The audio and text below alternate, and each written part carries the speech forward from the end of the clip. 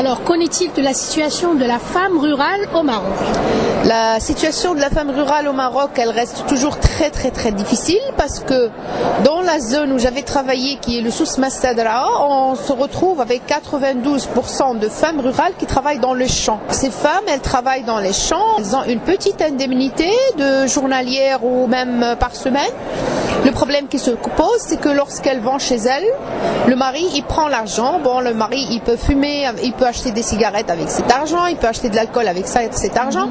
La femme, elle travaille, le mari ne travaille pas. C'est ça le grand problème dans... Donc c'est la violence économique, c'est ça. Exactement. Et ces femmes-là travaillent dans l'informel et où elles sont déclarées, elles ont une sécurité sociale? Non, au Maroc, on a toujours ce grand problème qui reste que la femme rurale travaille dans l'informel, mais à 100%, on peut dire. Et qu'est-ce que vous faites pour lutter contre ça? Est-ce que vous agissez en tant qu'association pour changer? Oui, au fait, on a essayé, en tant qu'association, on a essayé de créer des programmes générateurs de revenus à ces femmes-là pour essayer de les mettre sur la voie de l'économie, c'est-à-dire qu'on a créé des programmes dont elles reçoivent de l'argent, par exemple une minoterie artisanale pour un groupement de femmes rurales, on a créé aussi une unité de trituration d'olives pour un autre groupement de femmes rurales. On les a constituées en coopérative. On a beaucoup travaillé sur la capacity building, c'est-à-dire sur le renforcement des capacités de ces groupements-là. Et on leur a aussi inculqué le fait qu'une femme doit être autonome, qu'elle doit gérer son foyer, qu'elle ne doit pas dépendre à 100% de son mari. Donc on a pu essayer de changer un peu la situation dans la zone du sud du Maroc. Les femmes s'intéressent, elles adhèrent à ces programmes? Oui, les femmes, elles adhèrent à ces programmes. On invite 30 et il y a 60 qui arrivent. Donc on sent qu'il y a beaucoup d'appréciation pour ces programmes. Et leur mari ne se pose pas à ça? Non, vu qu'on crée des programmes générateurs de revenus qui font bénéficier aux femmes des ressources financières, donc les maris, ils ne sont pas contre. Au début, on a eu beaucoup de problèmes lors des programmes d'alphabétisation. Donc quand on faisait du porte-à-porte pour essayer d'inscrire les femmes dans les programmes d'alphabétisation, les maris, ils étaient contre. Mais lorsqu'on a proposé des programmes générateurs de revenus sous forme de poste alpha, mais à condition que la femme s'inscrive au programme, on a eu beaucoup de pour ça. Donc pourvu qu'elle ait une bourse, une indépendance financière quelque part. Exactement. Et alors, d'autres activités de votre association? Alors notre association, actuellement, elle travaille sur le mariage précoce dans la zone rurale au niveau du Maroc, qui reste toujours un très grand problème et qui est problème culturel parce que c'est une culture chez les Marocains. Il faut que la fille se marie à l'âge de 12-13 ans. Quand elle a atteint les 18 ans, pour eux, c'est une fille qui ne se mariera plus et qui a vraiment grandi. Donc là, on est en train de lutter contre ce fléau et on a fait des campagnes de sensibilisation. En 2010, on a travaillé un très grand projet avec l'Open Society et en 2011, on travaille également sur le même projet avec le MEPI. Tout ça pour changer 2 articles dans une loi qui disent, bon, le premier article, il dit que l'âge légal de la fille, c'est 18 ans pour le mariage.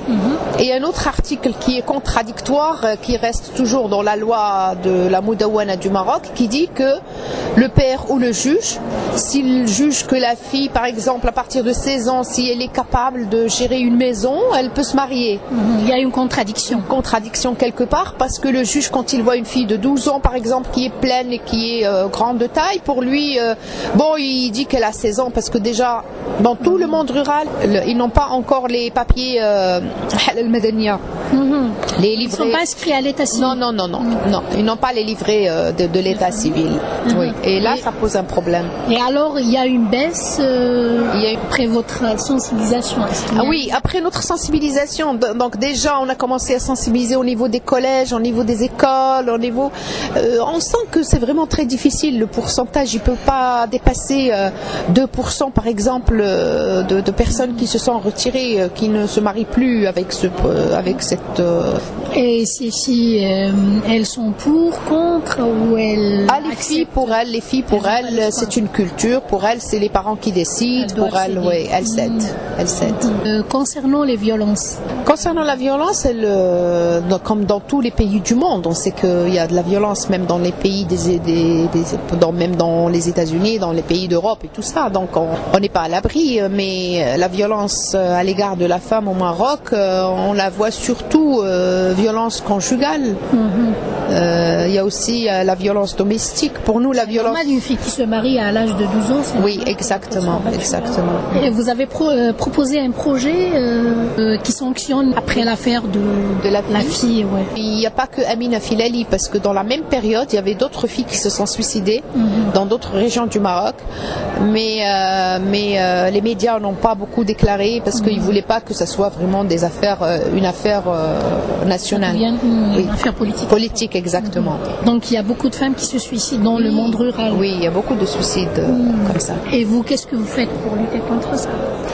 J'essaye de faire tout mon possible pour essayer de lutter contre ça, mais une seule association ne peut pas tout faire, en fait. Il faut qu'il y ait énormément d'associations qui luttent pour ça, il faut qu'il y ait un network, il faut qu'il y ait un groupement d'associations, il faut qu'il y ait un lobby pour faire...